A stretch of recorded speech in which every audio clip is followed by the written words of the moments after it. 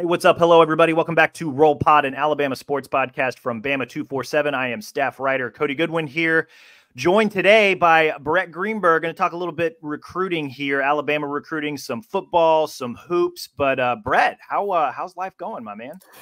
It's going. Another day in paradise. I believe it's 34 days till early signing period, and stuff's ramping up more than ever. So it's good. I love it. Talking with all these guys who've been at Alabama recently, with whether it's an LSU weekend or scheduling official visits. It's been a lot of fun conversations. Very excited for these next, I guess, a little bit over a month. Well, and not only are we kind of gearing toward the early signing period, which, I mean, first off, sidebar, can we just call it the signing period? Like, does anybody sign in February anymore? Yeah, I mean, I think it's of the 20 commits, I believe all 20 are going to sign in December. So yeah, it's the normal signing period. Well, then, and then on top of that, you're kind of right between the Alabama-Georgia line. There's some heavy high school football playoffs going on now too. That's how exciting is that? I know that covering high school sports is part of what you do too, but we're getting down to the point where there's only the best teams left playing. And I haven't really immersed myself in the Alabama high school football scene, but just seeing all the recruits that are on all the lists and all the guys that you're talking to, a lot of high level ball that's going to be played here over the next couple of weeks. Yeah, the weather's getting cold. It was a little rainy last week. It's like playoff, football down in Georgia and in Alabama. Going over to see Jeremiah Beeman, who's the 4-star Alabama commit tomorrow. Parker's playing Oxford. That's a 9-1 team versus an 8-2 team. That should be a great game. And I was looking through it, joking with some of my friends. I'm trying to figure out which game I want to go to, and I want to go to that game. I want to go to that game. So there's only so many you can go with, just with the big matchups and Alabama commits and Alabama targets seemingly everywhere. Excited to see Jeremiah. Haven't seen him in person yet. I'm going to see top-ranked cornerback in Naeem Offord, who was over at LSU for the game.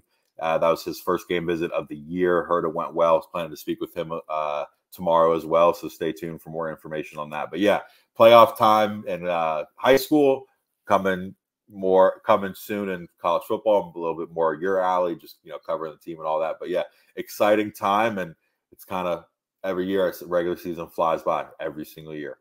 Dude, I know, right? I feel like September, because there were 5 games in September, and that's, if you had week 0, that's 6 games before the end of the first full month of the season, and now it's Thanksgiving's next week, then the Iron Bowl, and then just bang, bang, bang. It's I don't know, the football season starts slow and then it just takes off. And I'm bummed that we're near the end of it, but it's also at this point in the season, whether it's high school ball or college ball, this is the most exciting time of the year. Yeah, absolutely. And it feels like, I was joking with my brother, it feels like the Texas game was 3.5 years ago. I don't know why. It probably feels like that to Nick Saban and yourself and the team as well, because it looks like 2 completely different teams. But yeah, it just feels like it was 3.5 years ago for some reason. Yeah, Alabama since then. What are we at now? 8 straight wins, 9-1 overall. They've clinched the SEC West. They play Chattanooga this Saturday. Cupcake, don't play with your food, right? I think that's the majority of the analysis that we're going to spend on that particular game.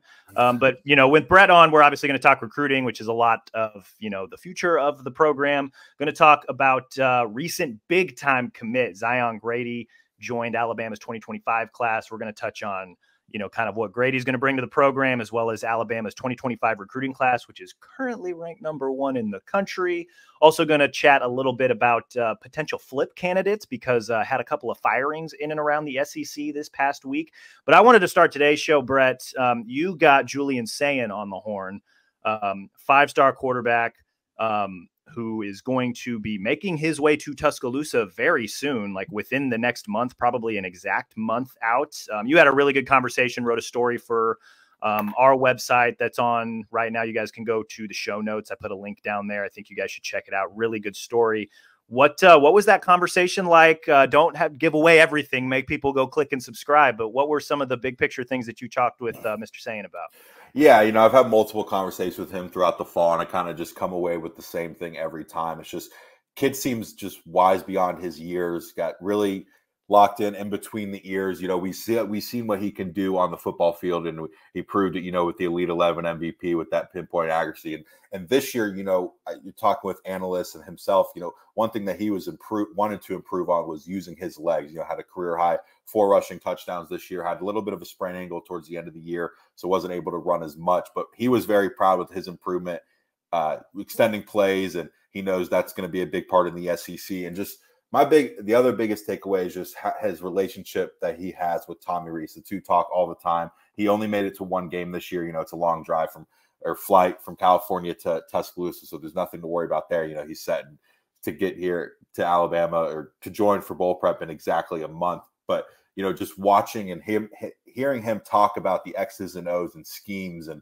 what Tommy Rees has been able to do since that Texas game to better adapt play calling to better adapt Jalen Milroe, just to hear him talk about the X's and O's, and it seems like he's already part of the team type thing. He's, got a close relationship with a lot of guys on the team already, and certainly in the 2024 class. But yeah, overall, it's just his excitement to get on campus. And from talking with him and watching him, he just doesn't seem like a guy that's going to give you problems in the locker room or anything like that. He's going to be a team player. He talked about getting there early to get his reps, learn the playbook, and that's the best thing for him to succeed. So, I don't think he's a guy that going to get discouraged at any point if, maybe he's not named the starter from day one, which I don't think he will be, but, you never know. But yeah, he's just a guy that's really put together, has a great family. He was very emotional in talking about his career at Carlsbad and how he, feels like he inspired the local community with all the kids coming on Friday nights, and just a great kid. And, had a kind of a fun Q&A. I'm not going to give it all away, but kind of a fun Q&A at the end, just talking about what he's going to miss most from California and stuff like that. And he's laughing. He's told me he's going to miss the burritos out there in California. And he was asking me, because, I'm an Alabama grad, how many acai bowl places they have in Tuscaloosa. And my time there, we didn't have any. I don't know if the acai bowls were big then either, but yeah, he kind of just encapsulated that California vibe in that answer. So just a great kid. I think Alabama fans are really going to like him, and he's very close with a lot of guys. So to get him on campus early and to be a part of bowl prep, you saw it with Jalen, you saw it with Tua, how much that paid off. It's going to pay dividends.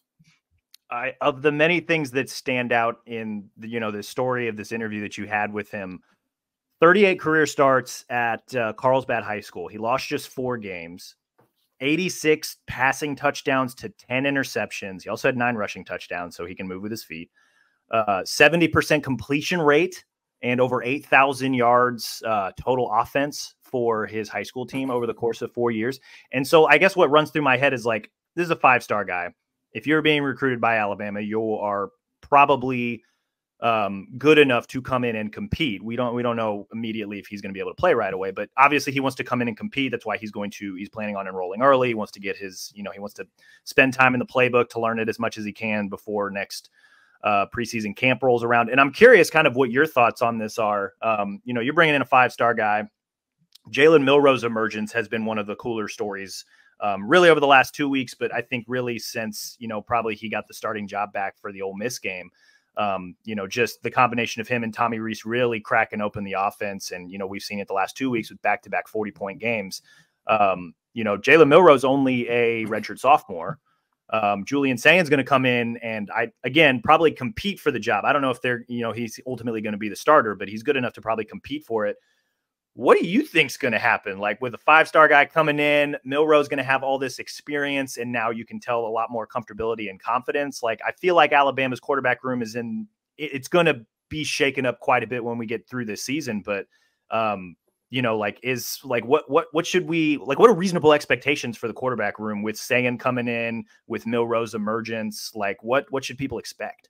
Yeah, I think it's tough just with the way the transfer portal is now these days, and the emergence of Jalen Milroe. You would assume he's going to come back. Maybe weeks ago when he was benched, maybe there were some questions about that, and you had the Ty Simpson, and what is he going to do at the end of the year? There's so many question marks, and Tyler Buckner, who came in, was maybe going to be that guy, and hasn't seen playing time since that USF game. You imagine he's probably going to be gone, and what you do with these 2 freshmen and Dillard Lonergan and Eli Holstein. I think it just kind of relies on what's going to happen with the current running back room. But again, like I said, I don't think Sain's too predicated on that. I don't think he's too worried about that. I know he wants to come in. He talked about, the opportunity of playing for the best program, for the best coach, and being around them every single day to get him to the next level.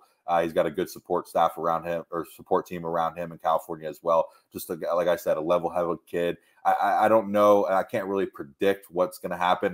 We saw it this year just with Saban talking, leaving the cake in the oven until basically the third week. So, I don't know if I could honestly answer what's going to go on. I just know that, like I said, saying is not going to be an issue in the locker room, I don't think. And he's going to take it day by day and want to study the playbook. And, he's kind of similar. His mentality is similar to when I was talking with Caleb Downs' dad. It's like these kids are just football. Very rare for these guys. Like, you don't have as many on your roster that are just football kind of from day one, and going through high school, they're going to be special. But just the way he handles himself and prepares, and he's talking about his training regimen and what the next month looks like. It just seems like a guy it's going to be hard to not see him succeed.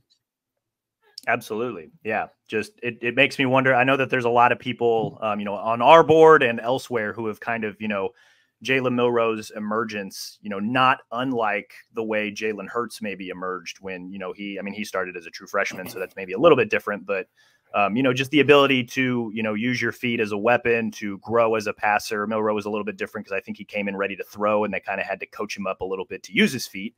But now we're kind of seeing the fruits of that. And then obviously the Jalen Tua thing the year after that, like, are we about to see a Milroe and Sayin thing coming up next year? I don't know. But when you got a 5-star quarterback coming in who is as excited, who, wants to spend time in the playbook, who is, by all accounts on stories you've written, by what I've read from other scouts, like, this dude seems like he's the real deal. And then you combine that with, like, Buckner, Simpson, Lonergan, Holstein, like, there's a lot of moving parts in Alabama's quarterback room. Like, portal opens up next month. Like, who are the moving pieces? What's going to happen? What's spring ball going to look like? Like, there's just a lot of things going on, and it makes me curious to kind of, what's this going to look like in March, right? When we get to spring ball, like, it's going to be really interesting to see. Yeah, absolutely. And I kind of take a step back every once in a while. It's just like, this kid's 17, 18 years old. The pressure that he has on him is just crazy to me. And just from the fan base, and he talked about it, he joked about it a little bit, but I don't think he truly understands until he really gets there. Just with, you see it on the boards and you see it over Twitter and stuff, like he's already won the Heisman type thing. It's just it's just crazy to me how he's able to handle everything. And that goes for a lot of recruits, a lot of top ranked guys. Jalen Mbakwe is the same way, and top recruits across the country, just the poise they have, and they're just well beyond their years mentally. It's just cool to see. 100%. I'm not going to give away the full Q&A. Again, go check out Bama 247 for this, full interview that Brett did with Julian Sayin. But one of the questions that did stick out to me, you asked him, who does he model his game after? And he said Joe Burrow, which probably, Alabama fans are like, oh my God, that guy tormented us in 2019, but also like, that dude's got some moxie. Like, that's probably a good guy to model your game after. Yeah, and he mentioned that too. He's like, yeah, I'm going to say Joe Burrow here. Is that okay? I'm like, yeah, absolutely. It's totally fine. Yeah, it's it's a good person to model your game after, like you said. And another thing that I kind of was, again, not want to give it away all, but it was kind of funny, interesting. His favorite Bama player of all time, California kid. You would think it's one name. It's not. I'll let you guys go read the full article, but a little bit of surprising who his favorite Alabama football player of all time is. Go check that out. Bama 247. Brett caught up with Julian Sayin. Excellent read, excellent interview. Go check that out. Wanted to shift gears now. Alabama picked up a major commitment recently. Zion Grady, #1 edge in the 2025 class. What can you tell us about Zion? I feel like 5-star guy, like #1 edge nationally, like that in itself should say enough. But like you've talked to, some scouts, his trainers. What's Alabama getting with this guy? Because there's by all accounts, he's a really impressive player. Yeah. I mean, kind of like you said, top rank edge kind of speaks for itself. But, talking with Andrew Ivins, our director of scouting over here, he's kind of says he's going to be that stand-up jack linebacker type guy, that Dallas Turner, Tim Williams, Will Anderson type thing that Alabama has had so much success in the years past. And I think, Grady talking with Steve Wiltfong, that's kind of was a big part of his selling, coming to Alabama is, proven development. He's got a great relationship with Freddie Roach. Grew up an Alabama fan, being an in-state kid. Andrew Ivins hit on his shuttle time, his broad jump, his high jump, just kind of an athletic freak in all aspects of the game. Listed at 220, probably going to have to put on, he's only a junior. He's got plenty of time, but he's probably going to have to put on a little bit more weight just to contend with those big boys up front and kind of set the edge. He's great at getting after the pass rusher. Had 22 sacks, I think, as a sophomore. Won Alabama 5A lineman of the year just as a sophomore. He's close to replicating that success this year. Has double-digit sacks again. But one thing that he'll probably have to work on is on those run plays, setting that edge and, not letting those guys get to the corner. But yeah, he's just another kid that, Alabama adds to this number 1 ranked class that was number 2 before, but pushed them above Georgia with the commitment. They got commitment from top ranked wide receiver Ryan Williams, top ranked running back and Anthony Rogers, number 4 wide receiver and Jamie French. It's just a great class right now. It's still very early, but to get 8 guys committed so early compared to last couple of years and the whole Nick Saban era, to be honest, is a great thing. I think we've talked about on here, talked about it multiple times on the board and other podcasts with 247. Alabama kind of has that luxury, so to speak, of maybe waiting a little bit longer to evaluate these guys, offer these guys, just because they're proven track record. And you're seeing a little bit of that in the 24 class with new offers still coming, just a couple months or a month away from signing day. But yeah, Alabama having 8 guys committed and the kind of the group they have committed so far, I think it is the best in the country. It's the number 1 ranked class in the country. But between skill position players with Jamie French, Anthony Rogers, Ryan Williams, you're not going to have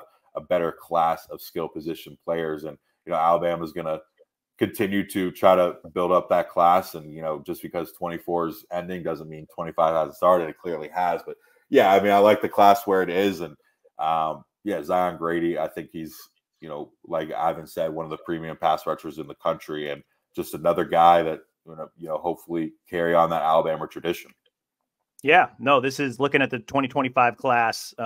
4 commits in the top 35, at least based on the latest 247 2025 rankings. You mentioned him, Ryan Williams, number 3 overall, Jamie French, number 15, Zion Grady, number 22, and then Anthony Rogers, running back out of Florida, number 33 overall.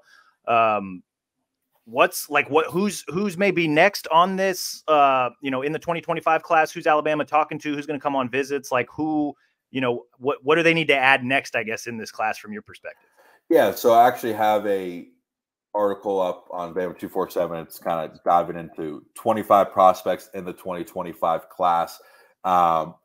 If you guys knew what I went through to publish this, I went and clicked publish. It was like a 4,000 page page article, and I scrolled down and the body was blank, just absolutely blank. And I was kind of like left dumbfounded. I'm like, what am I gonna? I was about to call Talty and just freak out, but got it back. It's up there on 247. It's kind of just a deep, kind of a quick hitter type thing on each 25 prospects in the 2025 class. I don't know if there's any guys that are set to commit soon. There's Devin Sanchez, who's a cornerback out of California. He's between, I believe it's Ohio State, Florida State, Alabama. He's set to commit January 6th. All signs kind of point to Ohio State there. He was at Alabama for the LSU weekend, but seems like Ohio State's kind of made up the most ground and is the leader there. And, looking at beyond that, there's not very many set dates, but one guy you really can't ignore is 5-star quarterback George McIntyre out of Brentwood, Tennessee, number 2 quarterback in the country. Dropped the top 10, I believe, a couple weeks ago, but it seems like Alabama, LSU, Tennessee are kind of the front runners. He's been to Alabama 3 different times, most recently for the LSU weekend. He's one to follow. He loves Alabama, and he's talked about how, their winning culture appeals to him, and, Bryant-Denny Stadium and all that stuff, and he gets blown away every time he goes on campus.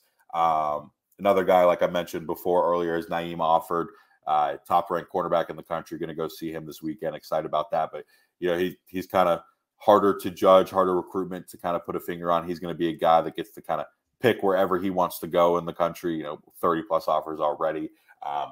But Alabama has the proven track record at every position, and certainly at cornerback and defensive back to kind of speak for itself. So you never really count out Alabama there. Another guy we've talked about as well is Micah DeBose, 5-star offensive tackle out of Mobile, another in-state guy. Longtime Georgia commitment, but has been Alabama for 3 different games this year. Talked with him a couple weeks ago. He just seems to be very high on Alabama, loves Coach Eric Walford.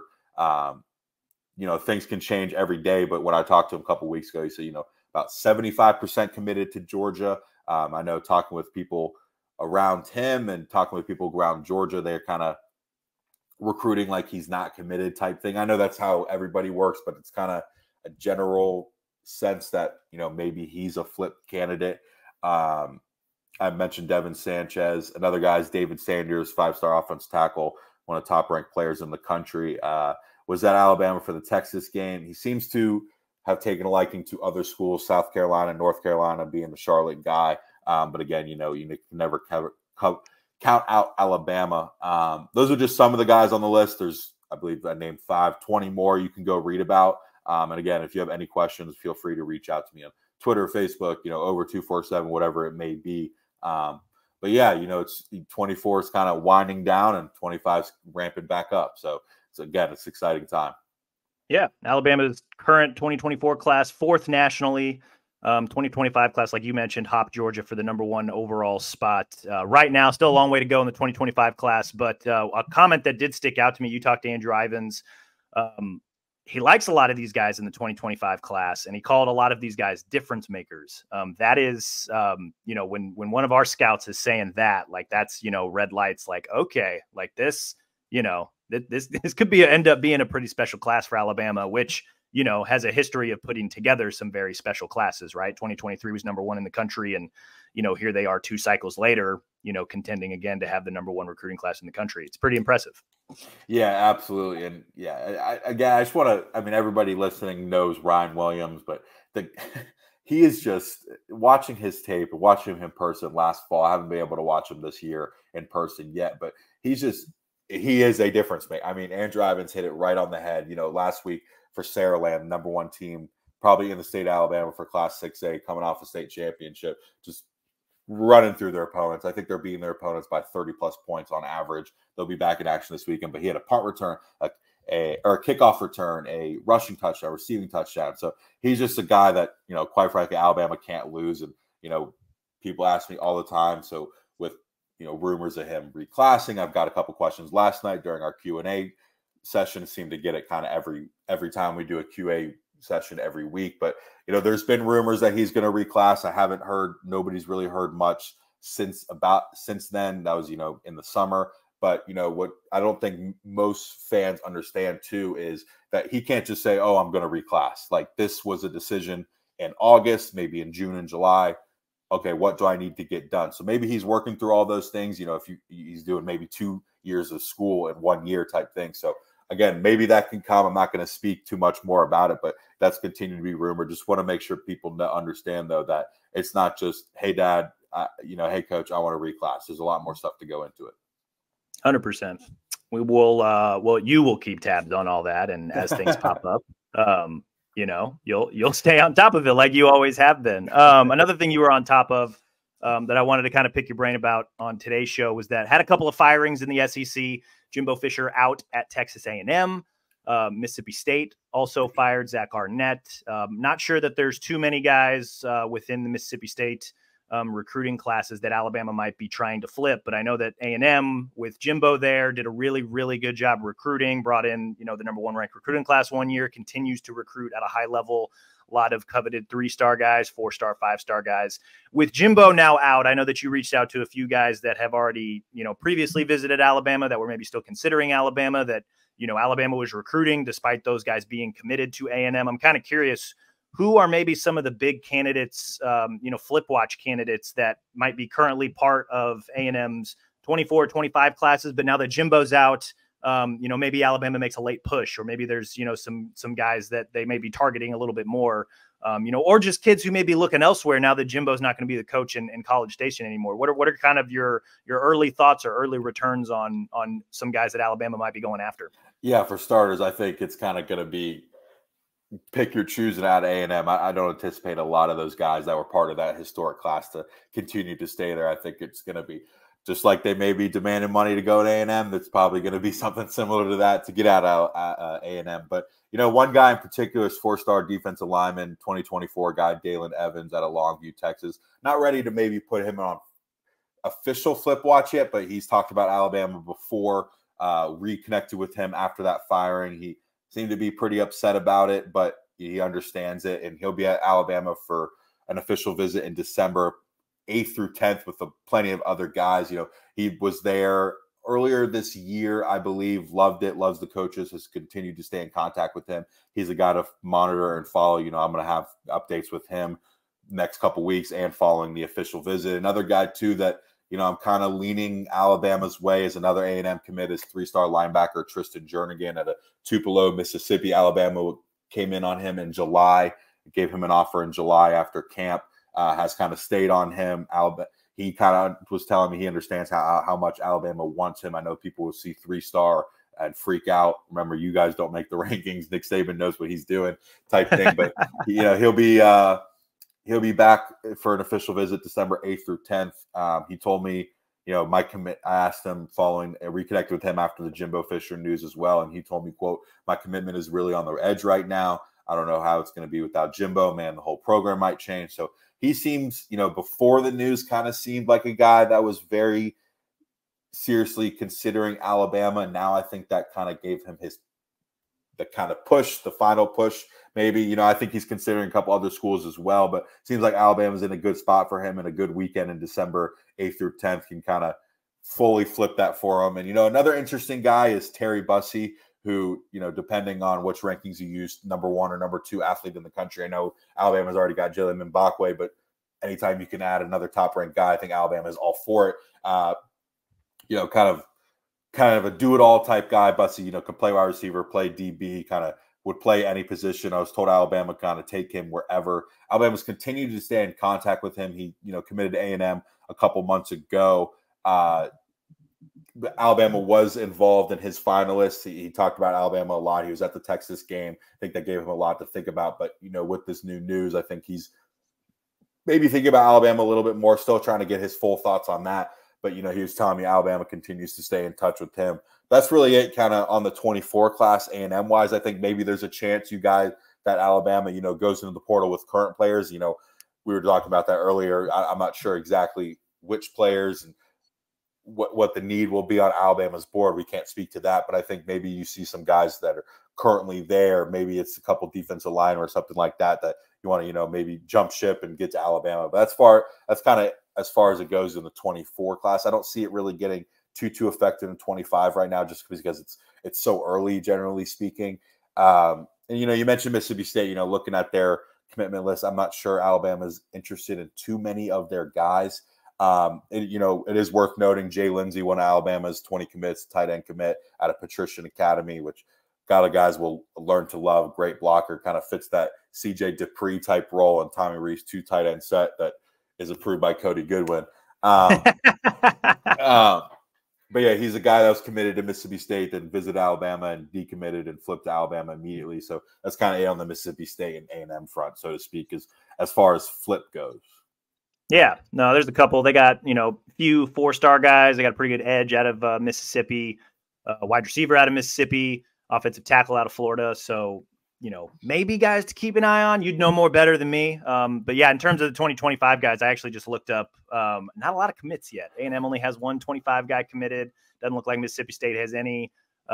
So just, coaches firing, coming and going. You wonder if they can just, mine those recruiting classes or, I'm sure obviously the coaches know better than us, but, having your ear to the ground there, wondered if you had heard anything.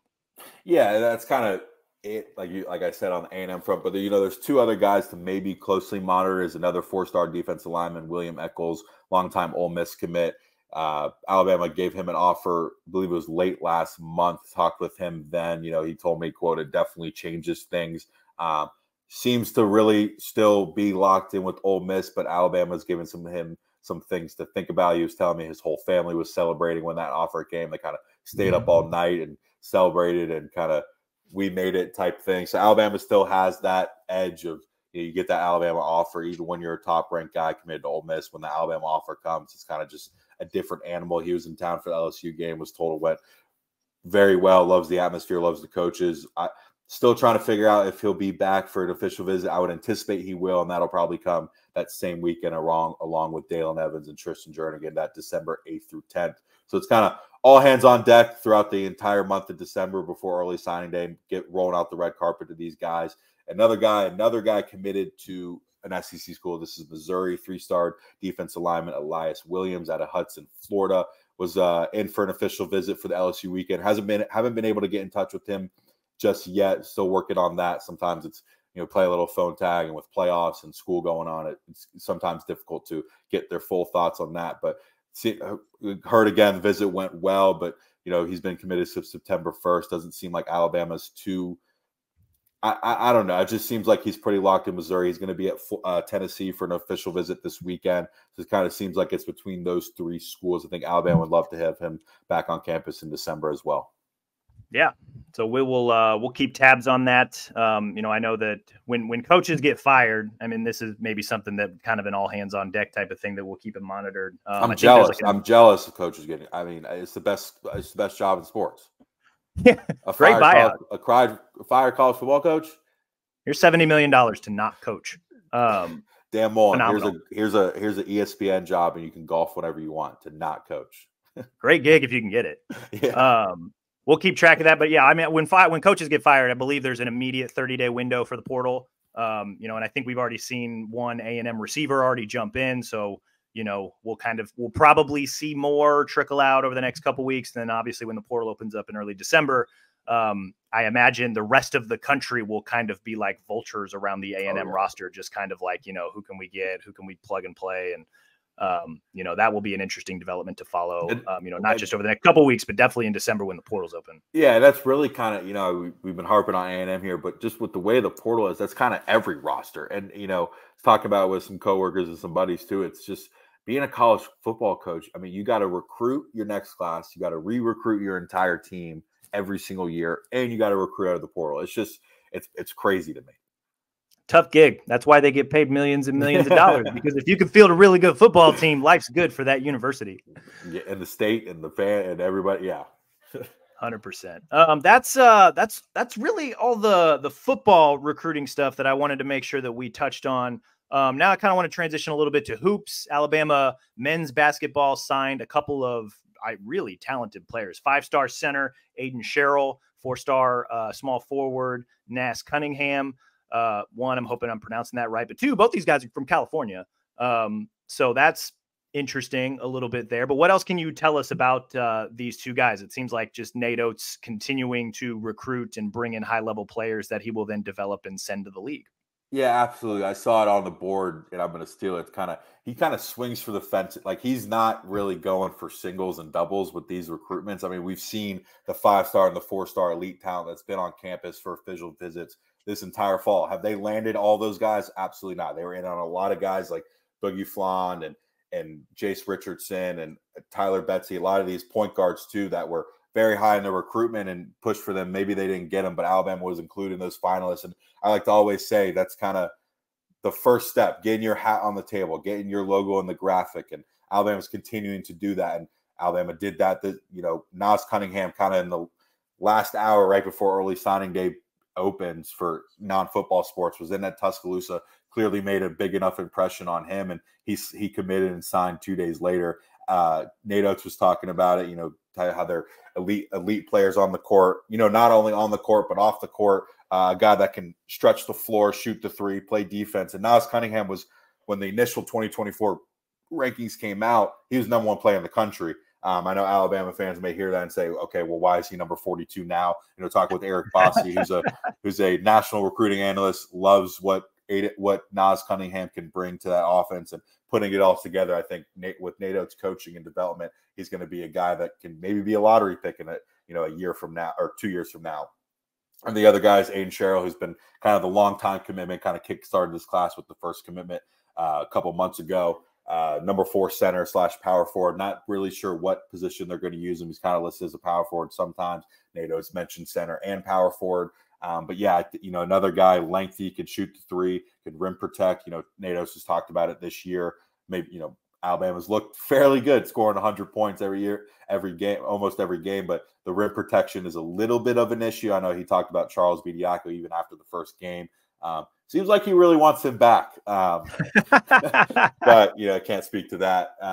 But yeah, I think he's Aiden Sherrill's a rim protector. I think Alabama's extremely happy with those two guys, and kind of the attention has been the whole time, but kind of turns into that guard. Who are we going to get at guard? Alabama. There's a report that Alabama's in on Daquan Davis, a 4-star point guard out of Atlanta, Georgia, decommitted from Providence on October 29th. It's one of 3 schools Alabama's kind of one of 3 schools that really pushing for him. He said, they really love my game. I think they can fit their system, play the right way. I would expect him to be in Tuscaloosa sometime this winter. I don't know if he's going to, that early signing window is kind of closing, or if not closed. So I don't think he's a guy that can sign now. But I could see him, be on the lookout for him. Not saying he's going to commit, but this is a guy that's going to kind of continue to take visits and do his due diligence there. And another guy we've talked about kind of ad nauseum is Darion Reed, Aiden Sherrill's teammate out of Perfect Prep in Napa, California. Number 3 point forward in the country. Been down to Alabama, Georgia, Florida State for over a month now. Was at Alabama, then set his decision date for the following Saturday. Most people kind of felt like it was in Georgia's court there, and then he 24 hours before that postponed that and hasn't made a new decision yet. But loves Alabama. He told 247 he's going to try to make his decision soon. I don't think it's going to be an early signing type thing either.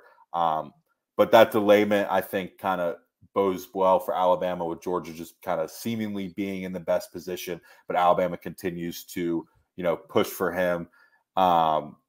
He talked about Alabama with 247 Sports, mentioning, quote, they picked up where former coaches left off, kind of alluding to the guys that have been recruiting him forever, off the, Brian Hodgson and Petway. They've been recruiting him forever. Two huge recruiters for Nate Oates, and Nate Oates has kind of proved that he could do it on his own as well, and the new staff is just as good. But he mentioned they picked up where the former coaches left off. It's been a great connection since then, and I've been able to see how they play and how I can fit in. I think I can make an immediate impact and rock out. He's a guy to monitor.